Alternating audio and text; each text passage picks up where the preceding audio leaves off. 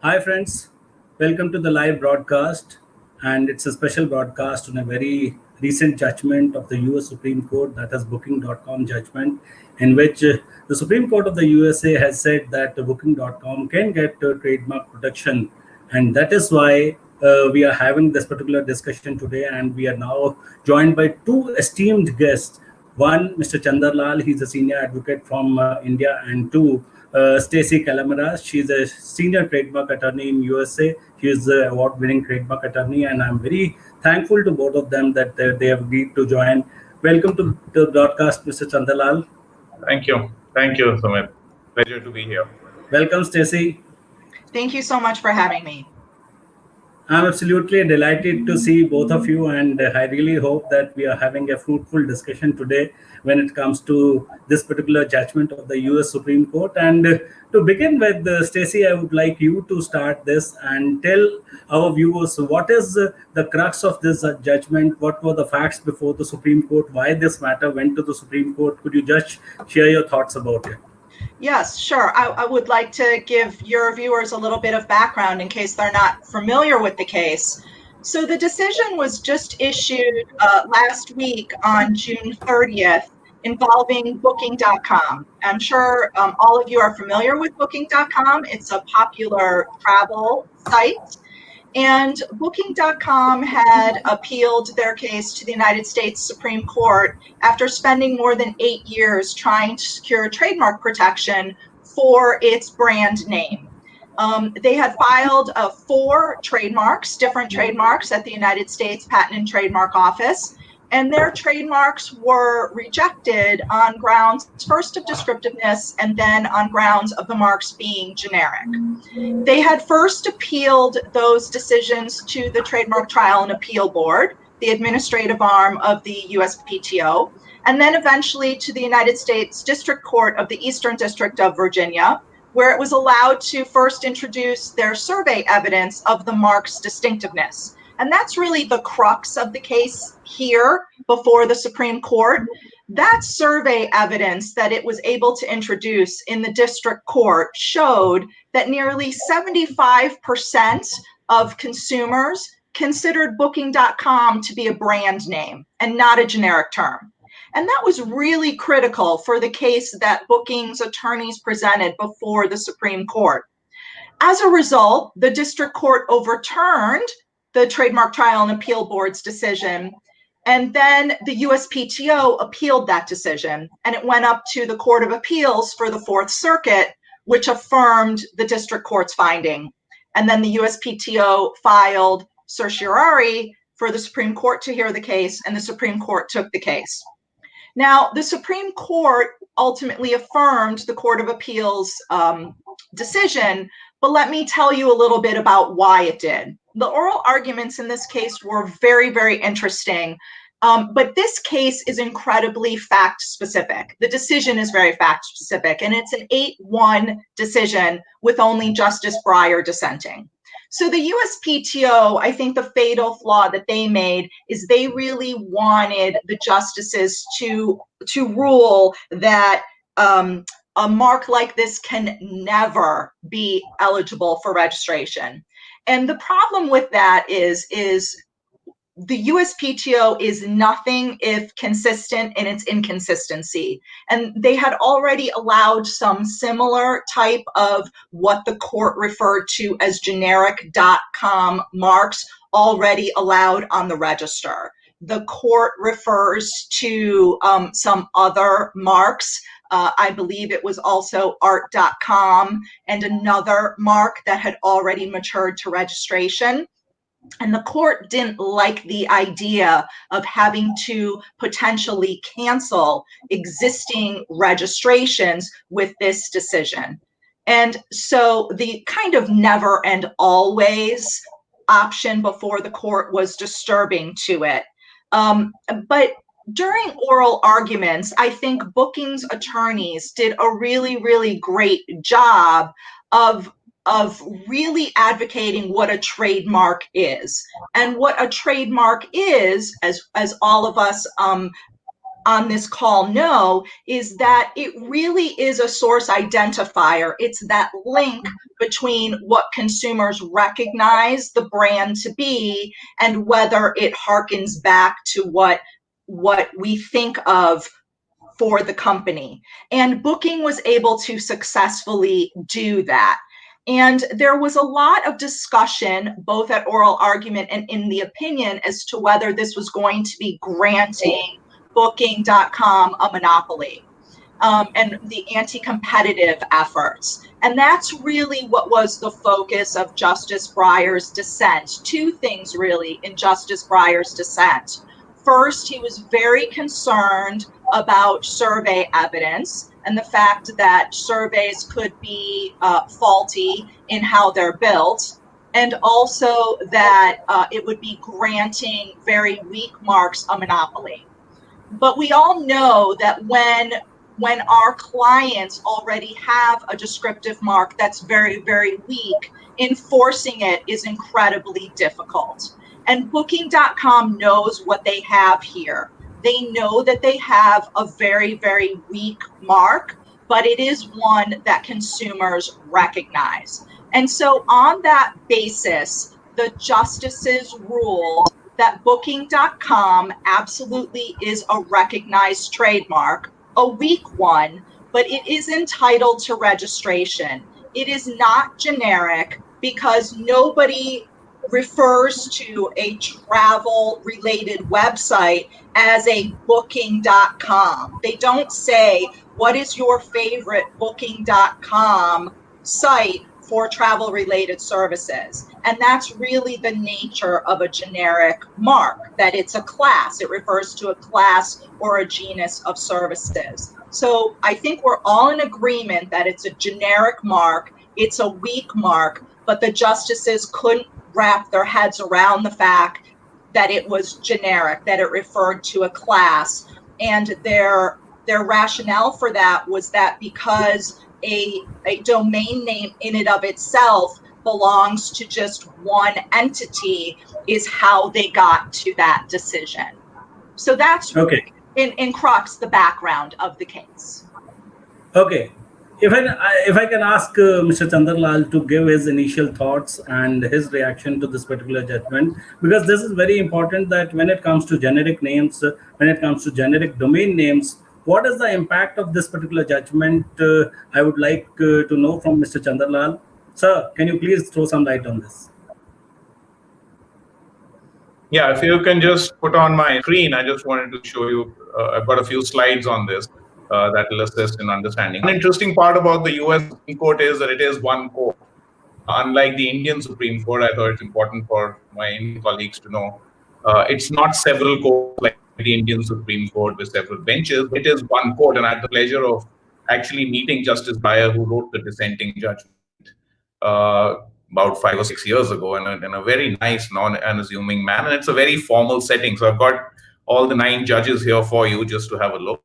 It's an interesting judgment. The US Supreme Court has ruled on it now. I'm happy to say I'll discuss the Indian side of it, but the Indian Supreme Court ruled on something very similar in the Inadu case many, many years ago. We'll discuss that a little bit later. But broadly, the case as it went about, and Stacey's of course put that quite nicely, but Booking.com was an enterprise that maintains a travel reservation website by this name. I'm sure many of you have used it. It is a generic name. The USPTO said it's a generic name for online hotel services. Anybody who wants to do a booking uses Booking as when you book hotel, you say, which is your favorite booking site? So they said, when you say which is your favorite hotel booking site, adding a .com to that doesn't change anything. So that was one aspect. The USPTO actually, I think, went to a certain extreme by saying that when it's generic.com and anything which is generic, it would not be registrable. So as you see the last line of this, the US Supreme Court rejected the PTO's sweeping rule that generic marks will never be registrable. So the court did discuss fanciful marks. They mentioned Kodak, which has no meaning in any language whatsoever. So it's completely fanciful and invented. Then they said there are arbitrary marks like Camel for cigarettes. And then they said Tide is a suggestive mark. all three, which is fanciful, arbitrary, and suggestive marks, are inherently distinctive. But then a mark like park and fly, they said, is completely descriptive of what it is emphasizing, that you park your car and fly out on a plane. What obviously was disturbing the judges, and this was the majority decision, they basically said that we are not going to hold that all generic marks are not registrable. A few findings very clearly were, you can have a secondary meaning. So what is really a trademark? A trademark identifies not the product, but a particular supplier of that product. So it's a source identifier. So the court said it is possible that even extremely descriptive marks, or bordering on generic or even generic marks, there is a possibility of registering these marks, and therefore the sweeping rule that they are not registrable despite extensive use would not be right. They went on also to say that adding a .com in this case did make a difference, and there is evidence, and there is survey evidence, Stacey alluded to. There is survey evidence to suggest that people, a majority, I think it was 68% of the people who saw the survey and were asked what is booking.com to you, they said that it is a source, that is bookings through a particular provider of service and not for bookings in general. Now that's the distinguishing factor between a trademark and a generic word. Do you reach and try and reach a source when you type in booking.com, or do you only go to book a hotel generically? They felt that this was a case where people, a large segment of the people, did want to look at the source, which is from one source, which is the source booking.com. Having said that, and I do agree with the majority view, I did find Justice Breyer's dissenting view very, very interesting. And he raised some very important issues. He, for example, said now wine incorporated, people would not go for a particular wine seller, but they would generally consider that to be a seller of wines in general. And interestingly, Justice Breyer rightly said, he says, when somebody adopts a completely descriptive word or a generic word such as booking, you run that risk. You first get a huge market advantage. And he mentioned about that market advantage and gave the example of, for example, he said washingmachines.com. And on survey evidence, he said, so 74% of the people said the booking.com was associated with the source. But he says on washingmachines.com, which is a generic word which had no company, almost 30% there too said that they're associated with the source. So tomorrow somebody could pick up washingmachines.com and monopolize that. So he discussed it more from a monopoly perspective, saying you're taking away words from the English language and putting it to the monopoly of one person. And this is anti-competitive. So it's an interesting balancing view. And I thought it was a reasonable view. And this in this part, he discusses how generic names are easy to remember and already give you. So he discussed two market advantages you already get, which are not source oriented. So when you have a booking type of name, you get a up advantage that when people are looking for bookings, they think you are the source of all bookings for hotels, despite the fact that you may not be the only source. Everybody gets an impression that you are that great source for bookings. So I agree with everything that that Chander has said, and I think it's very interesting. I think what's important about perhaps Justice Breyer's dissent, and I think it was incredibly persuasive. I agree with Chander's comments. There you are, Chander. That's okay. Yeah, I'm more or less finished. So. No, I was saying I agree with everything you said, and I also found Justice Breyer's dissent very compelling. I think perhaps what he's missing, and I found the piece about, so what Chander was talking about is when Booking built their survey, they built in sort of a decoy question, if you will. So to measure the brand recognition, when you build a survey, you want to throw in kind of a decoy question. So they built in this question about washingmachines.com, which doesn't exist, right? But the fact of the matter is that people are really stupid, unfortunately, and they'll respond to anything. Here in the U.S., this really has nothing to do with the case, but here in the U.S. on Jimmy Kimmel, who's a late night host, we have this thing called Live Witness News. And he'll go out into the streets of LA and he'll ask people these ridiculous questions like, so who did you vote for in the election of whatever? And it's a total hoax. And people will say, oh yeah, I thought that was terrible. I absolutely agreed with whatever. And it just goes to show that you can lead the majority of uneducated, ill-informed people to say whatever you want, and they have no idea. So did you watch the debate today? And the debate hasn't happened. It hasn't happened for like 3 months. And so when I read what Breyer was writing about washingmachine.com, yes, the 20% or 30% or whatever it is a significant number. But in marketing, when we look at significant evidence of brand recognition, it always has to be much higher. It always has to be in that 70+% threshold. We want to see 80 or 90% for what we call top 2 box when we're measuring brand recognition. And 75% is pretty good for brand recognition. 30% is just sort of those outliers, those people that just don't want to admit that they've never heard of it. They're afraid to admit that they've never heard of it. They just don't want to look stupid. And so those are the survey people that are just afraid to admit that they don't know something. So I completely understand Justice Breyer's concerns, but quite frankly, I think that's the opinion of a pure jurist and an academic who's just a little bit out of touch with how the real world works. And so I think that's my concern. And while I also understand many attorneys and advocates of small business owners really agree with Justice Breyer because they're concerned about lawsuits and small business owners being forced to defend cease and desist letters and lawsuits, and where will they get the money? And I think that's where Justice Breyer is coming from. And I think that that's an important point. But again, I mean, this is the society that we live in. And my point of view is that if you're going to have a business and be a brand and you want to defend that, then you have to pay to play, right? And if you're going, as trademark attorneys, we always tell our clients, don't choose that descriptive name. It's going to be expensive to enforce, and you're going to have to spend a lot more money. So we always try to encourage our clients to go further up the food chain, right? To choose at least the suggestive name and hopefully something a little bit more distinctive, because otherwise it's just going to cost so much more money. But do clients listen to us? No, they don't. So that's sort of my point of view on Justice Breyer. Chander sir, I would request you can again share your presentation and you can continue. Yeah. So Stacey, thank God for the clients. They don't listen to us. Yeah. There's a lot of creation and keeps us in business. If all clients listen to us. So thank you, clients, for not.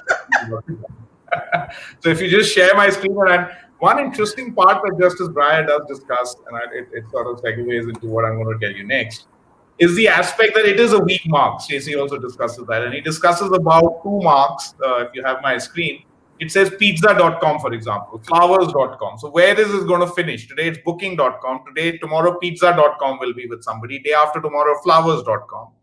And then he says, so the majority says, but booking.com says they will not go after similar booking names. Now that's the interesting twist to this case, and perhaps there should have been evidence from India.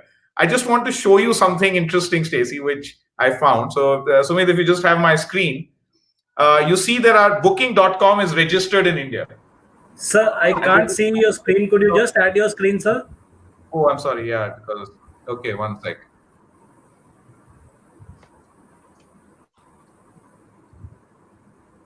Okay. So if you see that, you see it now? So you see booking.com is registered in India. There are 3 registrations. And Stacey, it's as discussed in the case. If you see the next slide, there was a mark called, I looked into the search for booking.com marks, and in the same class, there was a bookingtrips.com. And it's .com even. .com, bookingtrips.com with this stylized form. Okay. it was opposed by, so I saw the examination report, and this mark has been refused on account of Booking.com registration. But by the examiner. By the examiner. Okay. So the result of the registration of Booking.com has been that BookingTrips.com has been denied trademark registration in India. And exactly what the Supreme Court is discussing, that Booking.com will not enforce, and they've promised us that they will not enforce BookingTrips.com kind of situation. But what about the examiner in a country like India? He cited Booking.com as a prior registration. There's a response by the BookingTrip.com saying it's different. And there is a refusal order to say that no, we sustain our Section 11 objection that Booking.com and BookingTrips.com are similar. So where do you control a descriptive mark such as this? And it has global repercussions. So Justice Breyer's decision does come into play straight away. And if there was evidence from India, they could have showed that, the USPTO. So there's the order. You see the order. It says, I don't know if it's visible, but there is the order right here of the Indian PTO saying we are refusing. And you see these marks were cited for the Booking.com registrations were cited and then refused registration.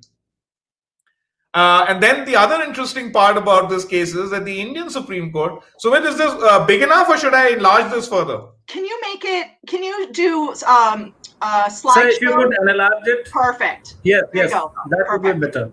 So if you see this, BookingTrips.com has been refused registration right here because this is the examination of BookingTrips.com with Booking.com registration cited against it. And then it says none appear, there's no request, objection under 9 and 11 cannot be waived, which is Booking.com. And even BookingTrip.com, BookMyTrip.com has been objected on the same ground as Booking.com. So there's already a repercussion that there is a monopoly being created by Booking.com against other booking marks. So that's an interesting Justice Breyer's point. Then our Supreme Court in 2001 dealt with almost an identical issue for a word mark called Inadu, which literally in English means today or this day for a newspaper. And the argument of the respondent company Inadu that it is not generic. And exactly you see here, a generic mark can never be a trademark. A descriptive mark can become a trademark if it acquires secondary meaning. And a suggestive mark is inherently distinctive. This is what Inadu argued, and the Supreme Court accepted that position. And it's exactly what the majority judgment of the US Supreme Court is, that Inadu has acquired, even though it is a descriptive generic word, literally meaning today, which is descriptive of newspapers. It has acquired extensive reputation as a household word in Andhra Pradesh, in the part where it is a vernacular newspaper, and resultantly will be given protection. And this dates back to 2011, is when Justice Dalveer Bhandari actually is a well-known judge who's now in the International Court of Justice. He was elevated to the International Court of Justice as an Indian nominee. So he wrote this judgment saying that Inadu would be protected. There are several other examples. Naukri literally means job. And as far back as in 2002, the Delhi High Court said it protected Naukri.com despite the fact that Naukri literally means jobs.com. And the only difference in the defendant site was NAUKARI, whereas the plaintiff site was NAUKRI. And an injunction was granted saying that Naukri.com of the plaintiff had become extremely well known. Similarly, the Delhi High Court in 2007 protected a mark such as Whole Foods for foods, saying that these are not natural foods, but these are processed foods specifically made by the plaintiff. And we don't believe that the foods that they applied the mark to and they made it so. And here, mind you, there wasn't so much use as in Naukri. There was plenty of use, but in Whole Foods there wasn't that much use also. But despite the fact that it was an English dictionary word, the Delhi High Court protected it, saying that whole and foods, though they are both descriptive words, the plaintiff company has acquired a secondary meaning. Similarly, there was a judgment of sugar-free, where an ice cream company by the name of Amul started using sugar-free. If you see this here, sugar-free in a very large font and Amul in a very small font. And sugar-free was the principal brand of Cadila, which sells a sweetening product containing aspartame. So the court injuncted Amul from sugar-free. Using sugar-free, they said, no, we can't give you a monopoly over the word sugar-free, but when you use sugar-free as a trademark. Now, this was also what the US Supreme Court did consider, that marks which, despite granting registration to booking.com, marks which are used descriptively or words which are used descriptively by third parties are protected under trademark law. So this was a case where the court held, yes, that's correct. Sugar-free is your trademark, Cadillac. Yes, we'll protect it, not allow Amul to use it as a trademark and so prominently on their packaging. But we will allow them to reduce the size of sugar-free to portray to the consuming public that the principal brand is Amul, the ice cream is called Amul, the source is Amul, but it is a sugar-free product with probiotic medium fat ice cream. So sugar-free was, in this case, you see on the right hand side, treated as probiotic medium fat ice cream as a descriptor and Amul as the principal brand. So while they stopped the larger use of sugar-free, but the smaller use of sugar-free was permitted. So the balance. Another case was Stay Free, where if you see below it said Stay Free beltless napkins for comfort always, and the court said this was descriptive use and therefore we are not going to stop you from using Stay Free. But if you had used it very prominently as the plaintiff has as a trademark, perhaps we would have stopped it. But here is a descriptive use, again, something that the US Supreme Court also discusses, that such descriptive use will not be stopped. So that's on all fours of the US Supreme Court. Another case is Clinique, which lost on the right-hand side. Clinique lost to Stretch Nail on the left, despite the fact that Q was used instead of C as a skin clinic. But the court said Clinique is an English word and we will not grant you wider protection then. But if they had used QUE, we would have stopped them. But since they've stopped at Clinique Q, we believe there is substantial dissimilarity, and also that they're using it in a descriptive manner as a skin clinic rather than as a trademark. But you see, they did use it as a R in a circle registered on top. Of course, I mean, this is an old client. I've been working for Barista. Barista had very interesting issues on Barista is a coffee maker, for those who don't know. So the lady on the left is really ways to become a better barista. The person who makes coffee is a barista, and Barista is a well-known brand in India. Now it's owned by the Italian company. And there was always this dispute: how much can we stop, for example, a cafe coffee day from somebody writing Barista ABC or Barista Mr. So-and-so. And my advice was you can't, because the Barista so-and-so means that such and such person by his name or her name is the barista making that coffee. Similarly, long back, I had the pleasure of arguing the Kabadi Bazaar. Kabadi Bazaar is a junk market, and the court allowed both these Kabadi Bazaars to exist, saying that this was completely descriptive, and one .com owner can't stop another .com owner from something so very descriptive. So we have been battling with these kinds of situations for a while now.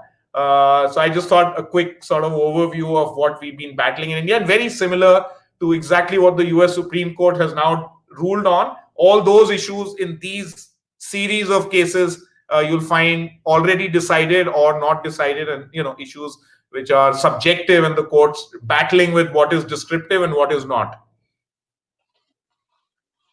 It's fascinating. Yeah.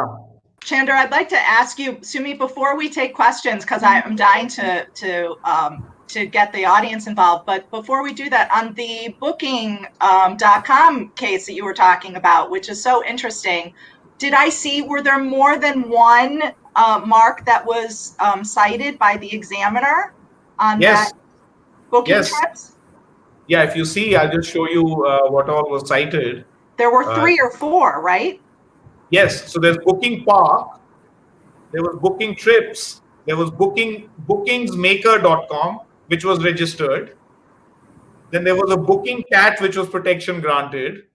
But Booking Trips was refused registration, and this was objected. If you see BH Booking, this was also objected perhaps on a similar. But Booking Trips is a classic example of then raising, and you see here Book My Trip was also, which is an objected mark, was also cited against Booking Trips. But mostly it was booking.com. All these registrations are booking.com BV. So you see all these are booking.com registrations. So all these were the essential part, but also this objected mark, which is Book My Trip. And I suspect the Book My Trip also had an objection based on booking.com. So do you think Do you think bookingtrips.com, if they went to booking.com and got a consent, do you guys do consents? Letters of consent? It's not binding on the office. It's not binding on the office. No, the office would have to decide that there is no likelihood of confusion because the purity of the register has to be maintained by the trademark office. So even if both parties were to consent to a registration, the registrar is not bound to grant that registration. He would have to individually examine that there was no likelihood of confusion. But normally they do accept consents after an examination. Obviously, if the party who's an owner of a brand, I would think this could open a can of worms because there is an admission before the US Supreme Court that they will not be enforcing against other booking type of marks where there is no likelihood of confusion. So I was wondering if Book My Trips would like to use that judgment in its favor now to get a registration. Yeah, you should reach out to them, Chander. You want me to now ambulance chase? I'll help you. That's really interesting. That's very interesting. So I found that fascinating that all what was anticipated by the Supreme Court, we had already dealt with those situations here in India. And that's why, I always notice, and people ask me, aren't laws in the US very different than yours in the UK? Trademark laws are almost global, and the issues that arise here are very similar to issues that arise elsewhere. And I do find, and I say this with some element of pride, that a lot of the issues which are debated today globally on patents, on trademarks, Indian courts have taken the lead in having already adjudicated on such issues or battled with those issues in the past. And likewise, we are very happy in today's day and age to use US precedents, especially on high technology, where I think US cases are far more advanced in that front. To use US precedents. So it's very global. So the discussion and you being part of this conversation for a largely Indian audience, I think is very useful because what the US Supreme Court has said is very applicable to India and it will be extensively used in India. And that's true for almost all IPR cases. So we watch the US Supreme Court very closely. I guess because we are not that developed a country, but I think we've come out with some really good judgments out of our high courts and Supreme Court. And perhaps an equal amount of respect needs to be given to our courts. And I think I'm seeing more and more English cases citing Indian law. And I don't think the day is far when American courts will also be citing Indian law because situations are, applying the same law, but in a different set of facts within India. I appreciate the comment, and it's so interesting for me. I mean, yesterday, obviously, we had a brief rehearsal, and I saw some of your slides, but you added more information. But look, we are a global economy, and we do have to learn from one another. And the sugar-free case, for instance, was fascinating to me when you shared it yesterday, as well as some of the others. The Clinique case, as well, is very interesting to me. So I think that for those of us who work in this space to think that we are only relegated by our own country's rules and precedents, I think is very short-sighted. Regardless of whether we work for global companies or not, we do a disservice to our clients if we only pay attention to what's going on in our own country. And as I shared with you yesterday, I mean, we in the US, we don't do a good job of catching up with our technology. The fact that you in India have already issued so many of these decisions that concern the internet is appalling.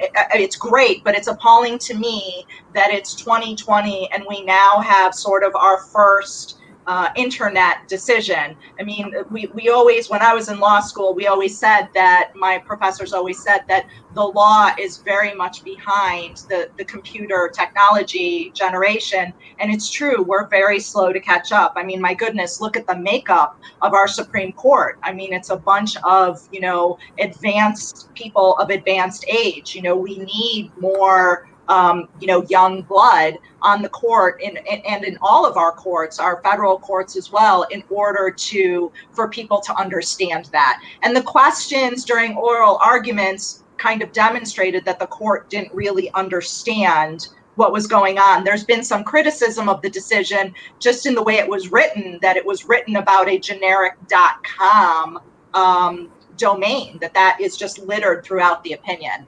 So I think it is important that we learn from other jurisdictions, and I don't always think about India. I'm not practicing in India as much as I once was when I worked in big law. And so I don't see as many opinions out of India as I once did. So I appreciate the opportunity, and thank you so much. Another advantage our Supreme Court has is that there's a retirement age of 65. So there is no Supreme Court judge who's beyond 65. Aha. So we have youngsters for Supreme Court judges. I mean, that's an interesting policy as well. Yes. In fact, I would like to ask both of you, Mr. Lall and Stacey, when it comes to the implementation of such judgment, Booking.com judgment, I would like to first ask Mr. Chander Lall, if such a judgment is passed in India, what happens to the implementation? What happens to the enforcement? I just want to know your perspective on that, sir. So, Sumit, I think it's a fallacy that our judgments, are not, Inadu judgment, I think, is exactly on all fours. The facts of Inadu and facts of Booking.com are almost identical. So we've already passed a Booking.com type of judgment by our Supreme Court in 2011. So that's all. And now enforcement of that is not difficult at all. And let me tell you, as a court which grants interlocutory orders, which grants injunctions and reasoned injunctions, I think it's a great place for quick remedy, effective remedy, and many companies are using Indian courts as their courts of choice for intellectual property cases. I'm aware of that, and especially where they have trans-jurisdiction for patents, for example. Standard essential patents, for example, where you can enforce a patent in India and get orders for the globe, because SEPs are global licensing. So we've had cases where we've won in India, forcing a defendant to take a global license out of India. So the enforcement effort is coming out of India. So I think the court system in India it has a bad reputation, but in fact, I think they are extremely efficient and extremely effective. And your thoughts on this, Stacey, when it comes to the implementation or enforcement? So I think a couple of things. I mean, obviously, given the cases that Chander shared, I think you guys are a little bit further along than we are. And I think we're going to see many similar cases like the sugar-free case and the stay-free case and the Clinique case as they work their way through the U.S. system. But I think what we're going to see in the very near term is a couple of things. I think first, the USPTO will issue examination guidelines as to how the USPTO will proceed with these types of marks, because this is very specific. This decision is very, very narrow. And in talking with some of my colleagues who are examiners on the trademark side at the USPTO, they are very concerned as to how they should proceed. Whether every applicant now, and especially pro se applicants, those applicants who aren't represented by counsel, whether they're going to be submitting survey evidence of their own, and whether it's going to be proper evidence, whether they're going to be submitting survey monkey evidence that just doesn't conform with the type of evidence that the three of us know to be proper trademark survey evidence, because it's very expensive to conduct a proper survey evidence. So we need the USPTO to act quickly to put forth its guidelines for generic marks, like they did after Brunetti and after the Slants case and all their other big cases in recent years. The other thing that no one is really talking about, I may be crazy, but what I read in the opinion is in footnote 5, it seems to me of the majority's opinion that the Supreme Court left the door open for the USPTO still to refuse some of these marks that appear to be generic on grounds of what we call failure to function. So the USPTO still has a whole tool chest at its ready to refuse some of these marks. They may not be able to do it on grounds of genericness in keeping with precedents, but they could say that the mark fails to function as a trademark. And so they do that often for things like Black Lives Matter, COVID, coronavirus, and all these other marks, Kofefi, when people try to register phrases and terms that are widely used in the English language. So I think that could be kind of the back door for the USPTO. And I don't think it would be against public policy, and I don't think it would be inconsistent with this decision. And the third thing is, I think we're going to see a groundswell of cyber squatters registering generic domains because they think they're going to get rich off of them. And so you're just going to see bad actors if some generic domain isn't already taken, whether it's washingmachines.com or windows.com or pencils.com or pens.com, whatever it may be. I think people are just going to register these things like crazy, hoping that some brand will come along and pay them a ton of money for it in the future. So I think from an enforcement standpoint, I think we have yet to see what's going to happen here, but I think those are some of the things that we're going to see happen here in the US. And interestingly, I think the USPTO took an extreme position. It had granted so many generic mark registrations in the past. And for it to now come out and say that now no generic mark is registrable, irrespective of the quantum of use. Yep. I think they needed interference. They were inviting this order. Yes. They've been a little softer to say that in this case, we believe it doesn't apply because it's way too generic. They said, no, all generic marks per se. And they pulled out, the US Supreme Court pulled out, what about these marks? You've already granted so many marks which are generic. And today you're taking an exactly opposite stance. So I think they narrowed the question down to say, we do not agree with the sweep with which you are covering this, your attitude towards generic marks. Yeah. So last weekend, I was just pulling up my notes. Last weekend, food.com was approved for publication. It was approved for, it was already in the works long before Booking even came down.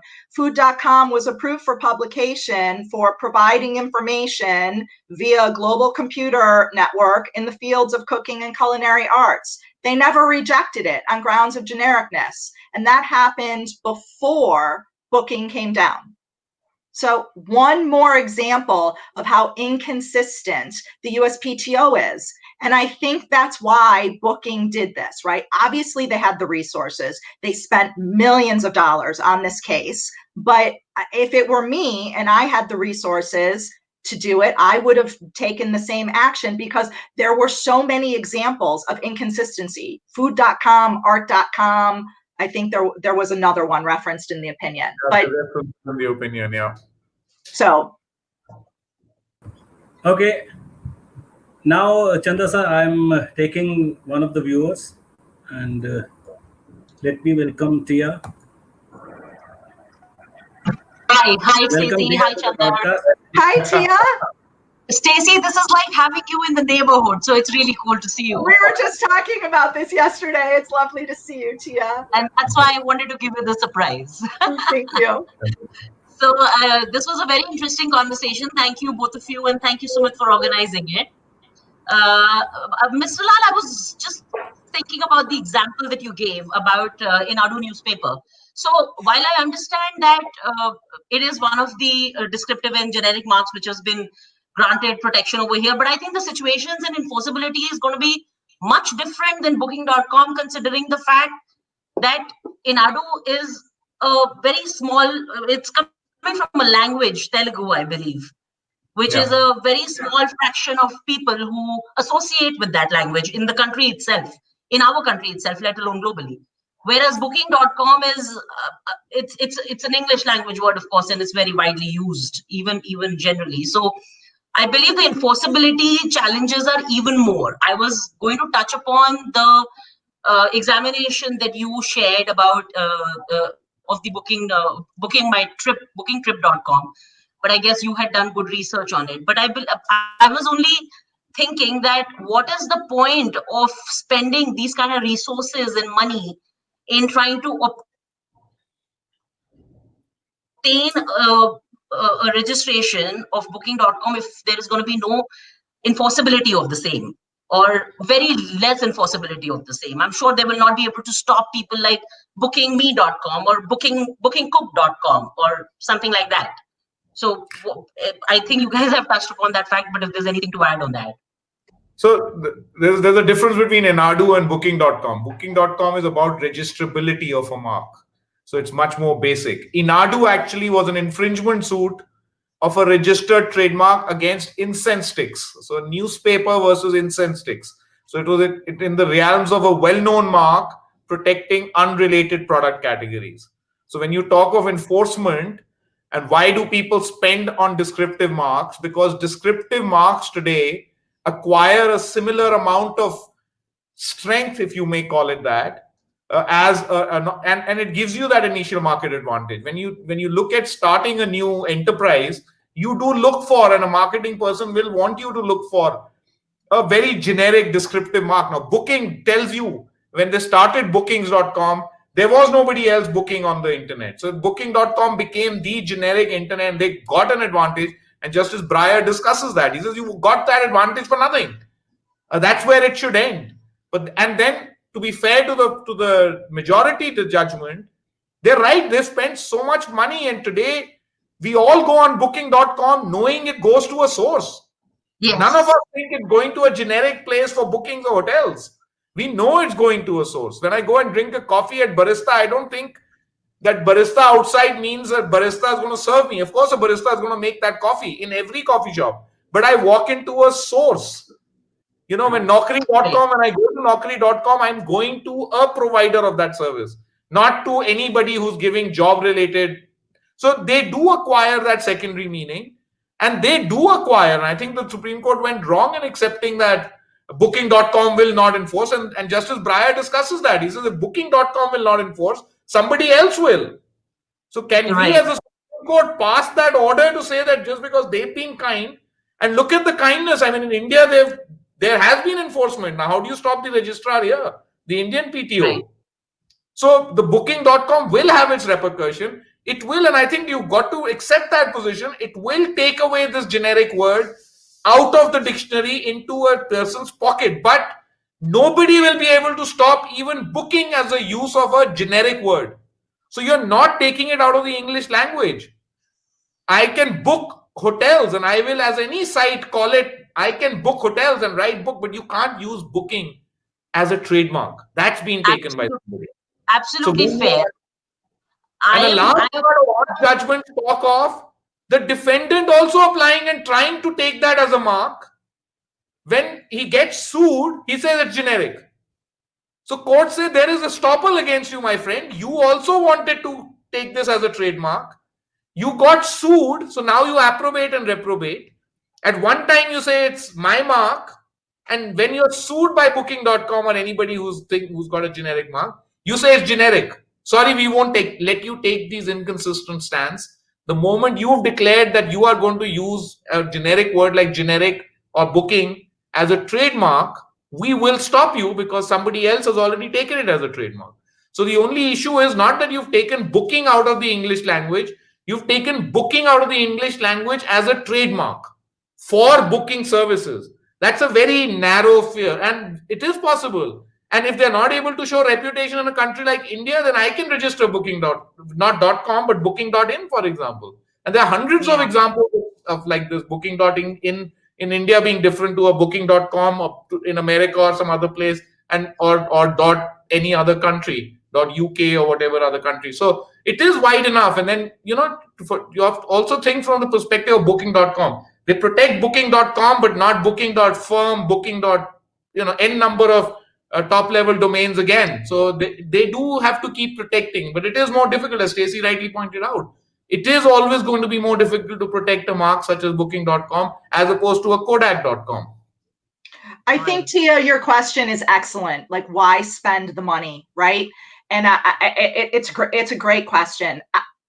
And I think for a brand like Booking, just to be recognized as a brand, to spend all that money that they've spent to create a brand and to build their brand, only to be told at the place where it matters, where they're a brand, that they're not a brand. I think that was the tipping point. I don't know, but to have the recognition that they're a brand, right? Even if it is a somewhat weak brand. But that is when I wrote my write-up of the opinion, my conclusion was, and it's the stance I always take, right? First as a brand marketer and secondly as an attorney, is that this is what trademark law is, right? We should be letting consumers decide. Let them decide. When the Brunetti decision, right, on immoral and scandalous marks came out and everyone said, oh, this is terrible. The register is going to be littered with all these obscene marks. Well, you know what? Let consumers decide. Give them the credit. If they don't want to buy those goods and services, then let them choose. Give the consumer the power to decide and vote with their wallets. That's what trademark law is all about. It puts the power back to consumers. And that's probably the only thing I disagreed with about Breyer's dissent, is that he was saying, well, it rewards those who spend money. Well, my God, yes, that's what trademark law is all about. It's about creating a connection between the goods and services that that brand promotes in the minds of consumers, and that takes money.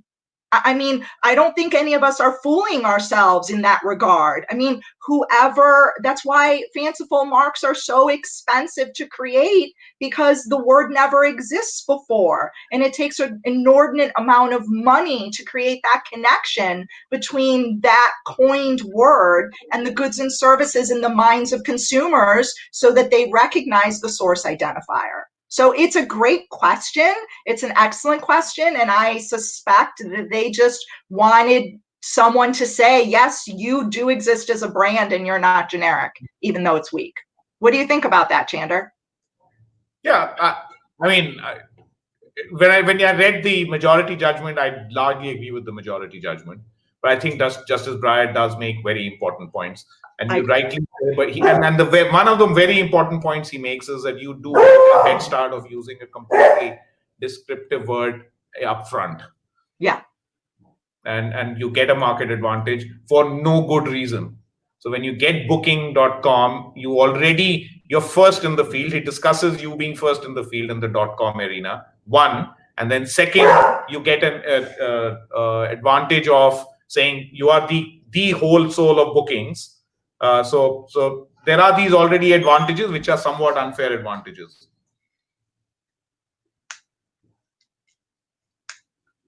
Agreed. Okay. I think some more viewers wanted to ask questions. I would request them that if they want to ask questions, please join our broadcast. I have already sent them the link. And in the meantime, Chander sir, I would just request you kindly give a little bit of concluding remarks when it comes to this particular judgment, and then I'll ask Stacey to give her concluding remarks. So I think really what the judgment is saying is trademark law is very subjective. It is an association, a link between the consumer and the owner of the brand, and yet it is taking away words from the English language and giving it into the pockets. There's a balance between the two. The subjectivity is it's about getting into the consumer's mind. How is the consumer associating a particular name, brand as a trademark or as a descriptor? It's very clear when you read the judgment that, and I think Justice Breyer adds a lot of value to the judgment because he does put out the other side fairly strongly. And I'm sure that's going to be used extensively as well. But I could not agree more with Stacey and Dia's point that trademarks require a lot of investment. Any trademark owner will tell you that. And that investment must be paid back in terms of consumer confidence. And not just investment in terms of money. It's painstaking investment in quality of the product so that the customer wants to purchase your product. I think Booking.com went through that pain. A customer today recognizes Booking.com as the premier service for booking of hotel services. This has not happened by just simplicity of spending money. This has not happened by simplicity of the fact that they adopted a descriptive word like booking. This is not just by the fact that they got Booking.com as exclusive, as in the internet world there can be only one Booking.com. These did give them head starts. But the fact of the matter is that they produced a damn good product, they promoted that damn good product, and today a majority of the consumers, and even if that survey is flawed to some extent, if it's not 74% but 54%, a large segment of the consumers would want only to go on a site of this source, which they may not know who that source is, but they know and they've heard from others and have an imperfect recollection that this source for booking of hotels is a good source. Getting that, any marketer will tell you, is an uphill task. If somebody achieves that, you've got to give him the credit and benefit of that. As opposed to this, if you don't grant registration, you're telling the public the investment that this man has made and the effort that he has put in getting this exclusivity into the minds of each consumer who's coming to him is now available to you, Mr. Second Party, for free. I think that's an extreme that Justice Breyer had to look into, especially in the facts of this case. And for the USPTO to say that we will not grant registration to a brand like Bookings.com would have ousted not just generic brands, but a lot of descriptive words as well, and would have had global repercussions. So I'm glad the decision went the way it went. I'm largely always in favor of intellectual property rights. And I think this does discuss the balance, discusses the challenges, and then decides in the right place. Yeah, I think that's. I would like you to give your concluding remarks. Yeah, thank you. I think that's very well said, and I agree with all of that. I think that when you're building a brand, especially a global one, I think that there is such significant investment. And while it's better to choose a mark in the beginning that has a little bit more distinction, if you are going to choose one that is more descriptive in the beginning, it is going to take a tremendous amount of investment. And I agree with everything that Chander said. Booking spent so much money here, and to have reached and had a great product and a great service, and to have reached the pinnacle of their game, and to be told that they have nothing, it would have sent the wrong message for everyone who would have come after. And so while I understand Justice Breyer's point that they just had a creative sort of generic name for their site and that gave them kind of a first mover advantage, I don't really agree that they got something for nothing, because they did put in the time. And so unlike a squatter who would just buy up a name and hope that someone would pay them a lot for it, Booking did everything right.